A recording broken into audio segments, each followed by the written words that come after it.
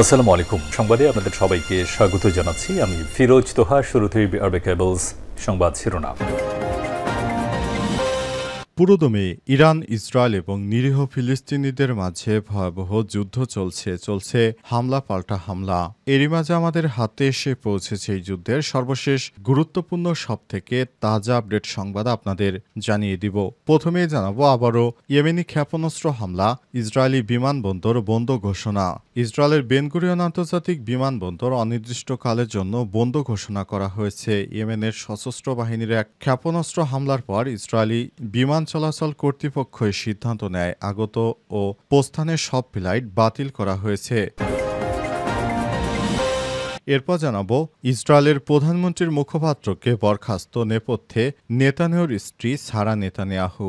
যুক্তরাষ্ট্রের president Donald ট্রাম্পের সঙ্গে বৈঠকের উদ্দেশ্যে আজ ওয়াশিংটন সফরে রওনা হবেন ইসরায়েলের প্রধানমন্ত্রী বেঞ্জামিন নেতানিয়াহু। তবে এই সফর শুরুর একদিন আগেই নেতানিয়াহু তার মুখপাত্র ওমর দোস্তরিকে বরখাস্ত করেছেন, যা ঘিরে তৈরি হয়েছে রহস্য। তবে জানা যাচ্ছে নেতানিয়াহুর স্ত্রী সারা নেতানিয়াহু তাকে বরখাস্ত করেছে, তবে বিষয়টি এখনও স্পষ্ট করে জানায়নি নেতানিয়াহুর দপ্তর। চাপের মুখে পড়তে পারে ইহুদিবাদীর প্রধানমন্ত্রী, এ কারণে বরখাস্তের সংবাদটি তিনি প্রকাশ্যে আনেনি। তবে জানা গেছে ওমর দোস্তরি নিজেই পদত্যাগ করেছেন, কারণ নেতানিয়াহুকে কখনো তিনি ফাঁসাতে চান না। এদিকে ট্রাম্প কিভাবে পাগল তত্ত্ব ব্যবহার করে বিশ্বকে বদলানোর চেষ্টা করছে। যুক্তরাষ্ট্রের প্রেসিডেন্ট ডোনাল্ড ট্রাম্প গত মাসে জিজ্ঞেস করা হয়েছিল তিনি কি ইসরায়েলের সঙ্গে মিলে ইরানের আক্রমণের পরিকল্পনা করছেন। তিনি বলেছিলেন, আমি এমন করতে পারি আবার নাও করতে পারি, কেউ জানে না কি করব। ট্রাম্প বিশ্বকে বিশ্বাস করতে বাধ্য করেছিল তিনি 2 সপ্তাহের মধ্যে যুদ্ধবিরতি মেনে নিয়েছেন, যাতে ইরান আবার আলোচনায় ফিরতে পারে। অথচ এর পরের দিনই তিনি ইরানে বোমা হামলা চালান। তার কথা এখন আর কেউ বিশ্বাস করে না। তার পাগলাবাদী তত্ত্ব এখন তার মুখোশকে উন্মোচন করে দিয়েছে।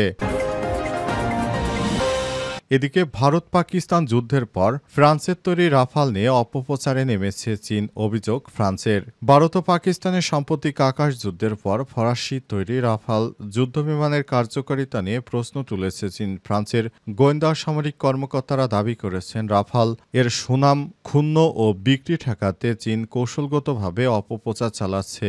এর জন্য বিভিন্ন দেশে অবস্থিত চীনা দূতাবাসগুলোকে ব্যবহার করা হচ্ছে।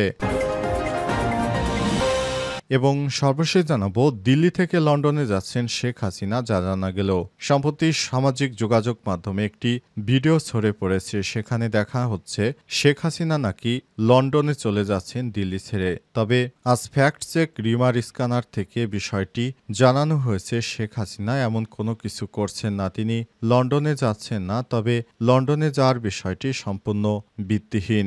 শেখ হাসিনাকে নিয়ে একটি গুজব চক্র এ ধরনের গুজব ছড়াচ্ছে। শেখ হাসিনা দিল্লিতে আছেন, দিল্লিতেই থাকবেন, তিনি লন্ডনে যাচ্ছেন না। প্রিয় দর্শক, এতক্ষণ শুনছিলেন সংবাদ শিরোনাম, এবারে বিস্তারিত। তবে তার আগে বন্ধুরা অনুরোধ থাকবে এই সংবাদটিতে একটি লাইক দিন। এই চ্যানেলে আপনি নতুন হয়ে থাকলে আমাদের সংবাদটি দেখতে দেখতে চ্যানেলটি সাবস্ক্রাইব করে রাখুন। কমেন্ট করে বন্ধুরা আপনার মূল্যবান মতামত জানিয়ে দিন আপনি বিশ্বের কোন দেশ থেকে বা বাংলাদেশের কোন স্থান থেকে আমাদের সংবাদটি দেখছেন এবং শুনছেন। আর বন্ধুরা, গাজা যুদ্ধে আপনি যদি নিরীহ ফিলিস্তিনিদের ভালোবেসে থাকেন, কমেন্টে ইয়েস লিখে বিশ্ববাসীকে জানিয়ে দিন। সংবাদটি আপনার সোশ্যাল মিডিয়া ফেসবুকে শেয়ার করে বন্ধুদেরও দেখার সুযোগ করে দিন। এবারে বিস্তারিত। আবারও ইয়েমেনি ক্ষেপণাস্ত্র হামলা, ইসরায়েলি বিমানবন্দর বন্ধ ঘোষণা। ইসরায়েলের বেন গুরিয়ন আন্তর্জাতিক বিমানবন্দরে সন্ধ্যার পর আবারও ক্ষেপণাস্ত্র হামলা করেছে ইয়েমেনের হুতি যোদ্ধারা। আন্তর্জাতিক বিমানবন্দর অনির্দিষ্টকালের জন্য বন্ধ করে দেওয়া হয়েছে। ইয়েমেনের সশস্ত্র বাহিনীর এক ক্ষেপণাস্ত্র হামলার পর ইসরায়েলি বিমান চলাচল কর্তৃপক্ষ এই সিদ্ধান্ত নেয়। আগত ও প্রস্থানের সব ফ্লাইট বাতিল করা হয়েছে এবং বিমানবন্দরটি পরবর্তী নির্দেশনা না দেওয়া পর্যন্ত বন্ধ থাকবে বলে জানানো হয়েছে। আজ আরবভাষী আন্তর্জাতিক সংবাদ মাধ্যমগুলো জানায়, হামলার পর ইসরায়েলের অধিকৃত অঞ্চলগুলো কার্যত আন্তর্জাতিক আকাশপথ থেকে বিচ্ছিন্ন হয়ে পড়ে।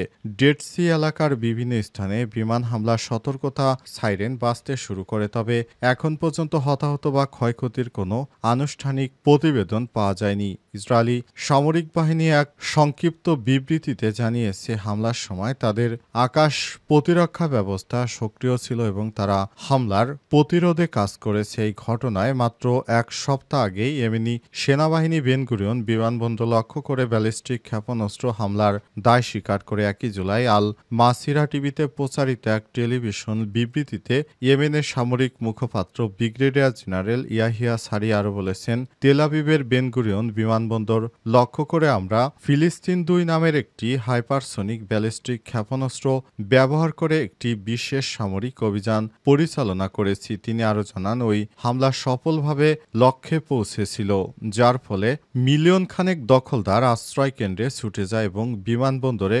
কার্যক্রমে বিশৃঙ্খলা সৃষ্টি হয়। সারি আরও জানান, একই সময় ইলাত, তেল আবিব এবং আশকেলন অঞ্চলে 3টি সংবেদনশীল স্থানে একমুখী ড্রোন হামলা চালানো হয়েছে। গাজায় ইসরায়েলের গণহত্যামূলক যুদ্ধ তীব্রতর হয় ইয়েমেনি সশস্ত্র বাহিনী সমুদ্রপথে কৌশলগত অবরোধ আরোপ করেছে। এর মাধ্যমে তারা ইসরায়েলি সামরিক সরঞ্জাম পরিবহনে বাধা সৃষ্টি করতে চায় এবং আন্তর্জাতিক সম্প্রদায়কে গাজায় চলমান মানবিক বিপর্যয়ের দিকে নজর দিতে বাধ্য করছে। ইয়েমেনি সশস্ত্র বাহিনী জানিয়েছে, গাজায় ইসরায়েল তাদের স্থল ও বিমান হামলা পুরোপুরি বন্ধ না করা পর্যন্ত এই ধরনের হামলা অব্যাহত থাকবে। ইসরায়েলি প্রধানমন্ত্রীর মুখপাত্রকে বরখাস্ত নেপথ্যে নেতানিয়াহুর স্ত্রী। যুক্তরাষ্ট্রের প্রেসিডেন্ট ডোনাল্ড ট্রাম্পের সঙ্গে বৈঠকের উদ্দেশ্যে আজ ওয়াশিংটন সফরে রওনা হবেন ইসরায়েলের প্রধানমন্ত্রী বেঞ্জামিন নেতানিয়াহু। তবে এই সফর শুরুর একদিন আগেই নেতানিয়াহু তার মুখপাত্র ওমর দস্তরিকে বরখাস্ত করেছেন, যা ঘিরে তৈরি হয়েছে রহস্য। বিষয়টি প্রথমে গোপন সূত্র জানানো হলেও পরে প্রধানমন্ত্রী দপ্তর থেকে বিবৃতিতে দস্তরির পদত্যাগ নিশ্চিত করা হয়। বিবৃতিতে ওমর দস্তরি নিজেই তার দায়িত্ব থেকে সরে দাঁড়ানোর সিদ্ধান্ত নেন এবং নতুন পথে এগিয়ে যেতে চান। তবে ইসরায়েলের চ্যানেল 13 দাবি করেছে দস্তরিকে সরিয়ে দেওয়ার পেছনে প্রধান ভূমিকা রেখেছে নেতানিয়াহুর স্ত্রী সারা নেতানিয়াহু। সূত্র অনুযায়ী তাদের মধ্যে একাধিকবার উত্তপ্ত বাক্য বিনিময় হয়েছে। টাইমস অফ ইসরায়েলের প্রকাশিত খবরে জানানো হয়েছে, সারা নেতানিয়াহু আচরণ এবং প্রশাসনিক কাজে তার অতিরিক্ত হস্তক্ষেপ দস্তরির পদত্যাগের অন্যতম কারণ। তবে প্রধানমন্ত্রী দপ্তর এক বিবৃতিতে সারা নেতানিয়াহুর সংশ্লিষ্টতা অস্বীকার করে জানায়, এই সিদ্ধান্ত যৌথভাবে নেতানিয়াহু, তার চিফ অব স্টাফ ও দস্তরি নিজেই নিয়েছেন। নতুন মুখপাত্র হিসেবে যিনি দায়িত্ব নিতে পারেন সেই জিপ আগমন সম্পর্কে বলা হচ্ছে, তিনি সারা নেতানিয়াহুর ঘনিষ্ঠ সংবাদ মাধ্যম ইয়েনেট ও চ্যানেল 12 জানায়, জিপ প্রধানমন্ত্রীর কার্যালয়ে চিফ অব স্টাফ চাচি ব্রেভারম্যান আরও ঘনিষ্ঠ সহযোগী। ট্রাম্প কিভাবে পাগলা তত্ত্ব ব্যবহার করে বিশ্বকে বদলানোর চেষ্টা করছেন? যুক্তরাষ্ট্রের প্রেসিডেন্ট ডোনাল্ড ট্রাম্প গত মাসে জিজ্ঞেস করা হয়েছিল তিনি কি ইসরায়েলের সঙ্গে মিলে ইরানে আক্রমণের পরিকল্পনা করছেন। তিনি বলেছেন, আমি এমনটা করতে পারি আবার নাও পারি। তিনি আরও বলেছিলেন, আমি এমন কিছু করব যা পুরো বিশ্ব এর আগে কখনোই দেখেনি। তিনি এমনভাবে কথাটি বলেছিলেন মনে হচ্ছিল তিনি নিজের মত মতোই তিনি হয়তো পাগলামি কিছু করে ফেলবেন, কিন্তু দেখা গেল তিনি পাগল নয়, বরং তিনি এমন সূক্ষ্মভাবে তার কার্য সম্পাদন করেছে যে পুরো বিশ্বই হতবাক। হঠাৎ করে যুক্তরাষ্ট্রের B-2 বোম্বার দিয়ে ইরানে হামলা চালানো হয়। এই ধরনের নেকারজনক কাজ করতেও তিনি দ্বিধাবোধ করেননি। তিনি মুসলিমদের দেশে এই ধরনের হঠাৎ করে না বলে আক্রমণ চালিয়ে বসেন। ইহুদিবাদী ইসরায়েলের সঙ্গে তিনি দেখান যে ইহুদিবাদী ইসরায়েলিদের সঙ্গে তার সম্পর্ক খারাপ হয়ে গেছে, আবার গোপনে গোপনে তারা যেদিকে নাচে যুক্তরাষ্ট্র একই পথে নাচে। তিনি জাতে মাতাল, একটি কথা আছে যে জাতে মাতাল তালে ঠিক, ট্রাম্পও শিখ সেই ধরনেরই একজন মানুষ। তিনি এমনভাবে ইহুদিবাদী ইসরায়েলকে সহায়তা করেছেন যে তিনি কোনোভাবেই এই যুদ্ধটাকে তিনি ইরানের পক্ষ তো নেননি, বরঞ্চ তিনি ইহুদিবাদী ইসরায়েলিদেরই পক্ষ নিয়েছেন এবং সেটি আবারও প্রমাণিত হয়ে গেল। তিনি তার পাগলা তত্ত্বর মতো কথাবার্তা বলে একটা অদ্ভুত ধরনের স্পষ্ট হয়েছে ট্রাম্প সম্পর্কে। একমাত্র যে বিষয়টি পূর্ব অনুমান করা যায় তা হলো তিনি অনির্ভরযোগ্য। তিনি যে কোনো সময় মত বদলান এবং নিজের কথাই তিনি অস্বীকার করেন, যা কোনো পাগলাটে মানুষের পক্ষে সম্ভব। দিল্লি থেকে লন্ডনে যাচ্ছেন শেখ হাসিনা, যা জানা গেল। সাম্প্রতিক সামাজিক যোগাযোগ মাধ্যমে একটি ভিডিও ছড়িয়ে পড়েছে, যেখানে দাবি করা হয় বাংলাদেশের সাবেক প্রধানমন্ত্রী শেখ হাসিনা দিল্লি থেকে লন্ডনের পথে রওনা হয়েছেন এবং তাকে বহনকারী সেনাবাহিনীর হেলিকপ্টার ভারতের আকাশসীমায় উড্ডয়ন করছে। ভিডিওটি ভারতীয় সংবাদ মাধ্যম রিপাবলিকান বাংলার লোগো দেখা যায়। ভিডিওতে বলা হয়েছে, শেখ হাসিনাকে বহনকারী হেলিকপ্টারটি পশ্চিমবঙ্গ থেকে দিল্লির দিকে যাচ্ছে এবং ধারণা করা হচ্ছে তিনি সেখান থেকে লন্ডনে যাবেন। একই প্রতিবেদনে দাবি করা হয়, 5 আগস্ট আওয়ামী লীগ সরকার ক্ষমতা হারানোর পর ঢাকা রাস্তায় বিক্ষোভে উত্তাল চিত্র দেখা যাচ্ছে, যা ভিডিওতে এই মুহূর্তের দৃশ্য হিসেবে উপস্থাপন করা হচ্ছে। তবে রিমারিস্কানা টিমের অনুসন্ধান থেকে জানা গেছে, সামাজিক যোগাযোগ মাধ্যমে ছড়িয়ে পড়া ভিডিওটি সম্প্রতির নয়, বরং 2024 সালের একটি ভিডিও, সম্পাদিত ভিডিও। এই ভিডিওটি মিথ্যাভাবে বানোয়াট করে একটি চক্র সেটি সামাজিক যোগাযোগ মাধ্যমে ছড়িয়ে দিয়ে দাবি করছে যে শেখ হাসিনা নাকি ভারত থেকে চলে যাচ্ছে, কিন্তু বাস্তবিক কথা হচ্ছে শেখ হাসিনা ভারতে রয়েছেন এবং ভারতেই থাকবেন। তিনি